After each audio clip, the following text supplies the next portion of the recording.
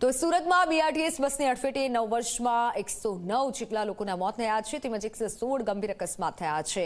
સુરત મહાનગરપાલિકાએ અત્યાર સુધીમાં બેદરકારી દાખવનાર ડ્રાઈવરોને બ્લેકલિસ્ટ કર્યા છે। મનપાએ ચાલુ નાણાકીય વર્ષ 2025 અને 26માં બીઆરટીએસ રૂટમાં પ્રવેશી જતા અનધિકૃત વાહનોની નંબર પ્લેટ ઓટોમેટિક વાંચી શકે તેવા કેમેરા મૂકવાની સાથે દંડ માટેની પણ વ્યવસ્થા કરવા માટેનું આયોજન કર્યું છે અને જેના માટે આગામી દિવસોમાં અમલ પણ શરૂ કરવામાં આવશે। हाल આપણે જે ડ્રાઈવરો જે બ્લેકલિસ્ટ કર્યા છે એની સંખ્યા બહુ મોટી છે।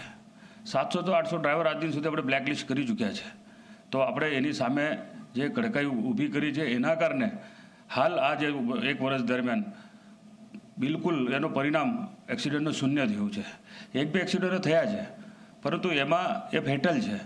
એ ફેટલ આવા છે એના કોઈકની એક્ટિવા ચાલકની ભૂલ હશે, પાછળના વ્હીલમાં આવી ગયો હશે અથવા તો કોઈક જે આપણા કોરિડોર છે મતલબ ગ્રીલ પરથી ક્રોસ કરવાના કારણે આવા એક્સિડન્ટ થયા છે પરંતુ ડ્રાઈવરની ભૂલના કારણે ત્યારબાદ કોઈ એક્સિડન્ટ થયો નથી એવું અમારું કોઈ ધ્યાન પર નથી।